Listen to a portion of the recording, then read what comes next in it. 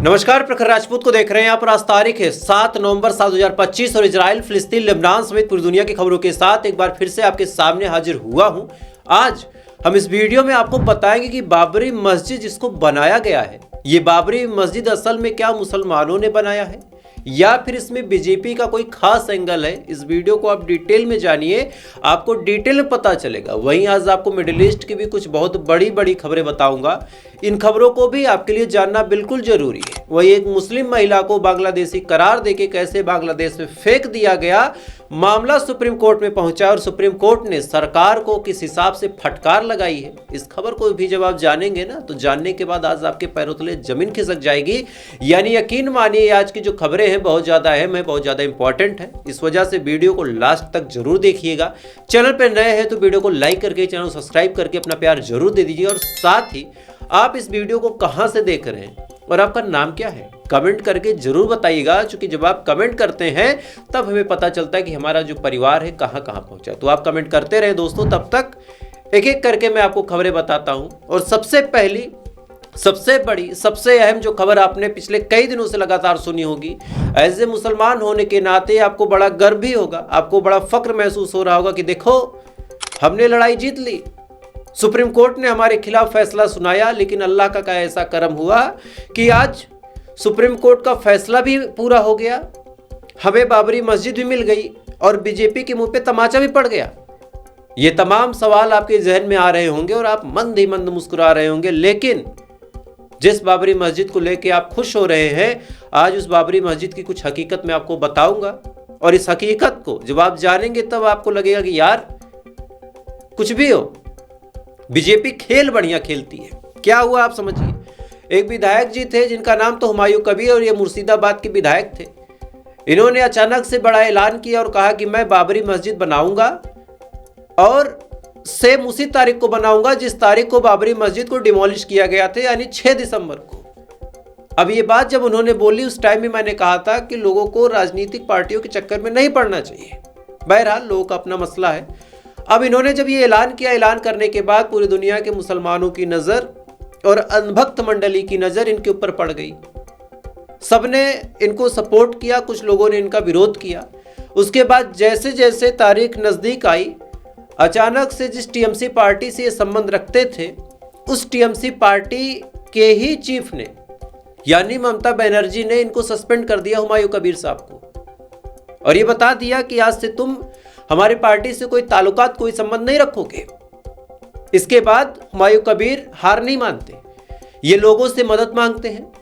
हजारों लाखों की तादाद में अपने हाथों में लोग ईंट लेके वहां पे पहुंचते हैं। और हमारे देश की जनता जब अपने ईश्वर, अपने अल्लाह, अपने भगवान, अपने खुदा के लिए सोचती है तो दिल खोल के सोचती है। कहीं कहीं चंदा भी इकट्ठा किया, उसका वीडियो भी आपने देखा कि लोग पैसा फेंक रहे थे बाबरी मस्जिद के नाम पे। इसके बाद 6 तारीख आई। 6 तारीख को अचानक से सऊदी अरब से एक मौलाना साहब बुलाए जाते हैं, उनकी देखरेख में फिर शिलान्यास होता है, नींव रखी जाती है और वहीं से बाबरी मस्जिद का काम शुरू हो गया। ना ही इस देश में कहीं कोई विवाद हुआ, ना ही इस देश में कोई झड़प हुई, ना ही कहीं कोई मैटर हुआ। इससे एक बात तो साफ है कि हमारे देश का जो हिंदू समाज है, जो पढ़ा लिखा हिंदू समाज है, उसको कोई मतलब नहीं है कि कहाँ कौन सी मस्जिद बन रही है, चूंकि हमको अपने देश को आगे लेके जाना। लेकिन यहां तक तो चीजें मैंने आपको बहुत सही बताई, आप गलत चीजें भी जान लीजिए। जिस मस्जिद को लेके लोग खुश हो रहे हैं, उस मस्जिद के पीछे कितनी राजनीति हो रही वो भी आप जान लीजिए।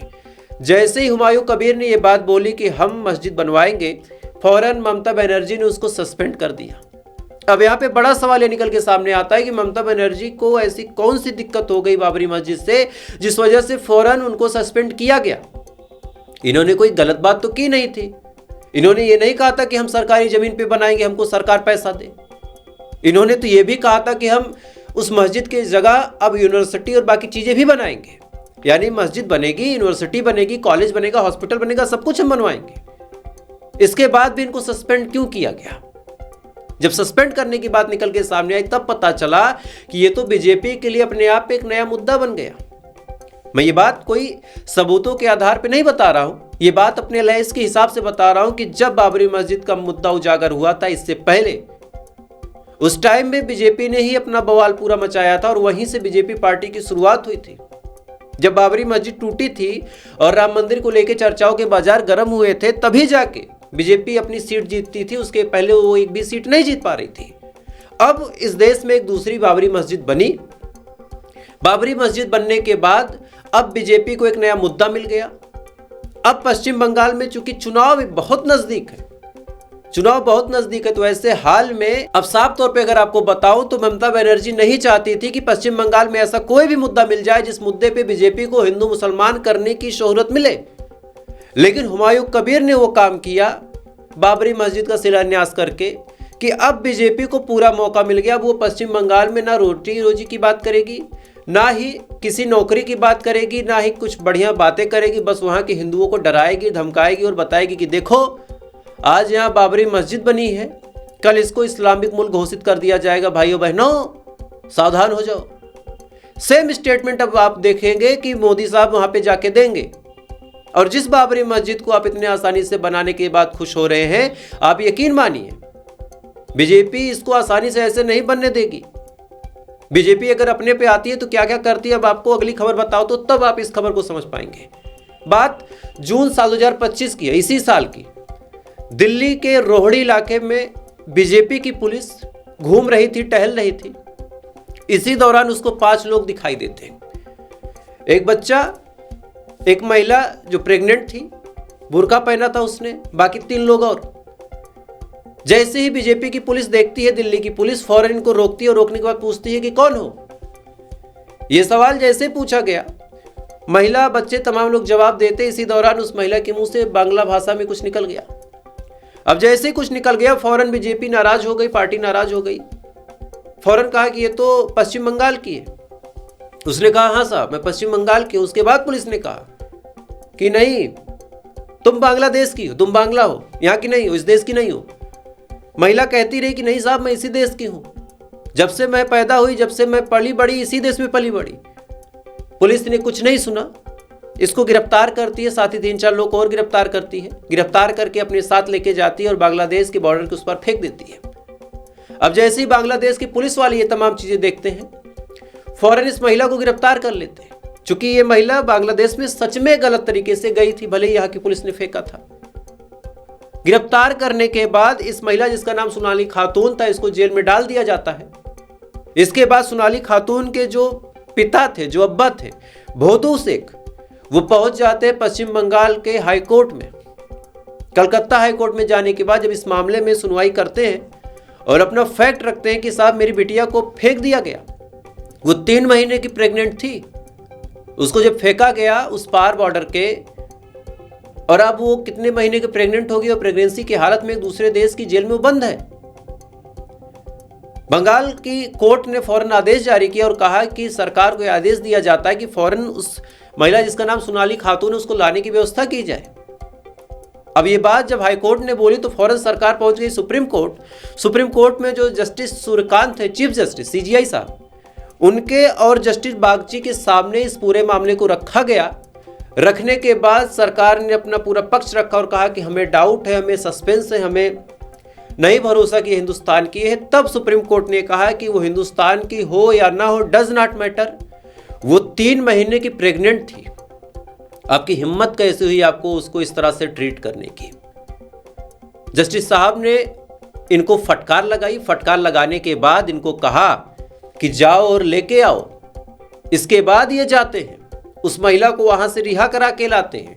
और फाइनली अभी स्क्रीन पे जिस वीडियो को देख रहे हैं, ये उसी सोनाली खातून का वीडियो है जिसको 6 महीने पहले प्रेगनेंसी की हालत में फेंक दिया गया बॉर्डर उस पार। तो बीजेपी ये करती है और आपको लगता है कि बीजेपी ने आपकी मस्जिद को वहां पे आसानी से बनने दिया, ना कहीं दंगा हुआ, ना कहीं फसाद हुआ। ये बस एक चुनावी मुद्दा अब आने वाले 10-5 सालों के लिए बन गया। और ये मुद्दा खुद इस देश के मुसलमानों ने दिया। अगर उस मस्जिद का नाम बाबरी न रख के कुछ और रखा जाता, 6 तारीख को न करके 5-7 किसी भी तारीख को किया जाता तो बीजेपी को कोई मुद्दा ना मिलता। लेकिन जानबूझ के आग लगा लगा के एक बाबरी मस्जिद बन गई, 6 दिसंबर को बन गई। मुसलमानों का मन बढ़ गया, मुसलमानों को कंट्रोल में करना पड़ेगा, अदरवाइज मुसलमान देश पे कब्जा कर लेंगे, ये कर लेंगे, वो कर लेंगे। अब आपको सुनने को मिलेगा और अनभक्त मंडली को लगेगा कि नहीं, जब तक वहां हैं तभी तक देश सुरक्षित हैं, अदरवाइज देश सुरक्षित नहीं होगा। तो ये चल रहा है दोस्तों। खैर, ये दो चीजें अभी आपको मैंने बताई। अब भाई साहब थोड़ा यूपी पुलिस का भी कारनामा जान ले, फिर आपको गाजा की खबरों की तरफ लेके चलता हूं।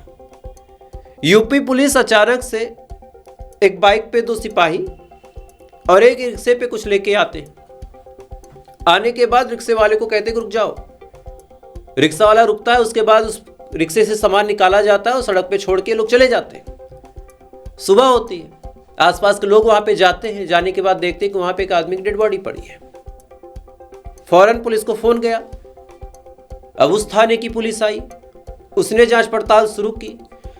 किस्मत से उस इलाके में कैमरा लगा हुआ था, इस कैमरे में तमाम घटना कैद हो गई और तब इसकी पूरी कहानी पता चली कि भाई साहब जिस थाने में लाश मिली थी, उस थाने के दरोगा को लगा कि यार मेरे थाने में मिली है, अभी जांच पड़ताल करो, इन्वेस्टिगेशन करो, पूछताछ करो, इतनी ठंडी कौन जाए, काम करो।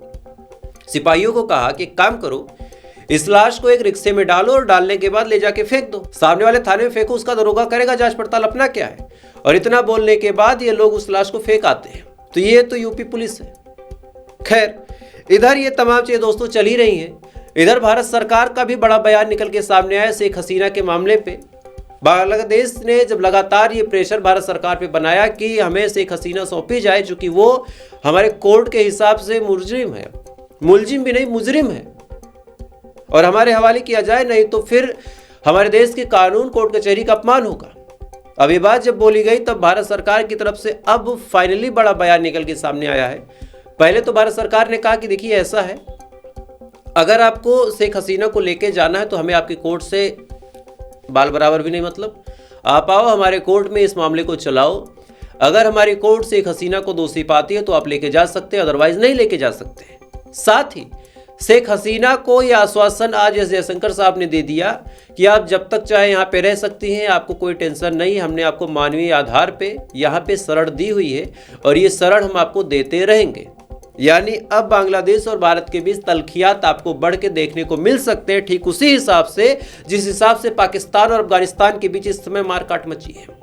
पिछले 2-3 दिनों से पाकिस्तान लगातार ड्रोन से हमले कर रहा है दोस्तों, लगातार वहां पे अटैक कर रहा है, और अटैक का जो लेवल है बड़ा इंटेंस है, बहुत इंटेंस लेवल है। बीच में रिपोर्ट भी निकल के सामने आई थी कि 4 लोग की मौत हो गई है, और 4 लोग जो मरे हैं वो अफगानिस्तान के लोकल सिविलियन है, अदरवाइज ये बात इतनी ऊपर नहीं जाती। लेकिन जब पाकिस्तान की आर्मी ने लोकल सिविलियन को मारने की बात की तब लोगों का इस समय गुस्सा फूटा है, और में भी जो तालिबान की सरकार है वो रिएक्ट जरूर करेगी, और रिएक्ट करेगी तो पाकिस्तान इस बार बच नहीं पाएगा, इस बात को आप याद रखिएगा। खैर, अगली खबर का रुख करते हैं। अगली खबर निकल के सामने आई है मिडिल ईस्ट के हवाले से। मिडिल ईस्ट में भाई साहब नेतन्याहू की जो रिक्वेस्ट गई थी कि हमको माफ कर दो और हमारे ऊपर मुकदमा ना चलाओ, वो बात अलग की है कि इन्होंने अपने मुंह से ये नहीं कहा कि हमने कुछ घूस उस लिया था, हमने कोई गलत काम किया था। इन्होंने ये नहीं कहा, इन्होंने बस इतना कहा कि मुझे माफ कर दो और मुकदमा ना चलाओ, 5-6 साल से लगातार चलाया जा रहा है। फाइनली अल जजीरा की रिपोर्ट के हवाले से बता रहा हूं कि जो राष्ट्रपति हरजोग थे उन्होंने उस पूरे लिफाफे को रिजेक्ट कर दिया है, और ट्रंप का जो पूरा प्लान था उसको फेल कर दिया है। और जहां तक उम्मीद है, रिपोर्ट से ये दावा कर रही है कि अब नेतन्याहू के ऊपर उसी इंटेंसिटी के साथ फिर से मुकदमा चलेगा जैसा पहले चलता था। तो अब नेतन्याहू की जो माफीनामे की रिक्वेस्ट थी वो तो बत्ती बांध के फेंक दी गई, और साफ तौर पे कहा जाए तो इंटरनेशनल लेवल पे बेइज्जती भी हुई ट्रंप की कि तुम इजराइल में गए थे वहाँ पे बोलने, ऑर्डर देने, आदेश देने, तुमने इतना पैसा फूका, तुमने इतना रुपया फूका, तुमने इतने हथियार दिए, लेकिन आज तुम्हारी इज्जत क्या रह गई। तो इजराइल का राष्ट्रपति तो तुम्हारी बातें नहीं सुन रहा, तो भाई तुम क्या हो। खैर, अगली खबर फिर निकल के सामने आ रही इस समय अल जजीरा के हवाले से। आपको बता रहा हूं कि गाजा के अंदर फिर से 275 बच्चों को उठा के इजराइल ने जेल में डाल दिया है, 275 के करीब, और इन बच्चों को लगातार टॉर्चर किया जा रहा है और इन्हीं बच्चों के आधार पर ब्लैकमेल किया जा रहा है। लगातार इजराइल की जो सरकार है, नेतन्याहू के जो पालतू कुत्ते हैं, वो इन 275 बच्चों को जेल में डाल के इस कड़ाके की ठंड में तड़पा रहे हैं, ताकि हमास के जो लड़ाके हैं वो मजबूरी में हमला कर दें, और जैसे ही हमला कर दें सीज फायर की ऐसी की तैसी हो जाए, सीज फायर का सत्यानाश हो जाए। बस यही प्लान में ये लोग लगे हैं। 275 के करीब बच्चों को इन्होंने उठा लिया। यानी ये ऐसे काम करते हैं जैसे एक गलती करना ताकि सामने वाला रिएक्ट करे। जैसे मुझे आपसे लड़ाई करनी है तो मैं पहले गाड़ी अपनी बैक करते हुए आपकी गाड़ी ठोक दूं और ठोक के हंस के जाने लगूं, माफी भी ना मांगूं, तब गुस्से में आप मेरा कॉलर पकड़ेंगे और यही चीज मैं दुनिया के आगे दिखा दूं कि देखो इसने मेरा कॉलर पकड़ा। सेम चीज नेतन्याहू कर रहा, सेम चीज भारत में बीजेपी कर रही है कि पहले बाबरी मस्जिद बनेगी, हम उस पर कुछ नहीं बोलेंगे। आपको इतनी दिक्कत थी, आप केंद्र में बैठे थे, आप कहते कि गलत है, कुछ नहीं। आप चाहते सीआरपीएफ लगा देते, आप चाहते बीएसएफ लगा देते, भाई कौन बना देता उसके बाद बाबरी मस्जिद? कुछ नहीं। बन रही है, बन जाएगी, एक खामोशी से बैठे रहेंगे और बननी भी चाहिए, मुझे कोई दिक्कत नहीं है। मुझे क्या मतलब, मेरा अपना धार्मिक मामला है नहीं, मेरे मंदिर की जगह पे बन नहीं रहा, अब किसी अपनी जमीन पे कोई क्या बना रहा उससे मुझे क्या मतलब है। लेकिन आने वाले 5 सालों में आप देखिएगा कि इसी मस्जिद को लेके इसी देश में फिर से बीजेपी बवाल कराएगी, और जब बवाल कराएगी तब दोनों पक्षों के लोग मारे जाएंगे और दोनों पक्ष के लोग सोचेंगे कि यार हमारी क्या गलती है। मुसलमान सोचेगा कि हमने तो बाबरी मस्जिद बनाई, इसमें हिंदुओं को क्या लग गया बुरा। हिंदुओं को लगेगा भाई इन्होंने तो मस्जिद बना ही ली थी, तब हमें क्यों मार रहे हैं। और ये चीजें लगातार चलती रहेंगी और लगातार सत्ता और कुर्सी पे कौन बैठा रहेगा बताने की जरूरत नहीं है, यू बेटर नो दैट। खैर, तो फिलहाल अभी के लिए बस इतना ही, बाकी थोड़ी देर बाद फिर मुलाकात होगी ऐसी किसी खबर के साथ। तब तक आप अच्छे रहे, खुश रहे, अपना ख्याल रखें, अपने देश का ख्याल रखें। जय हिंद, ऊपर वाला की बात करें।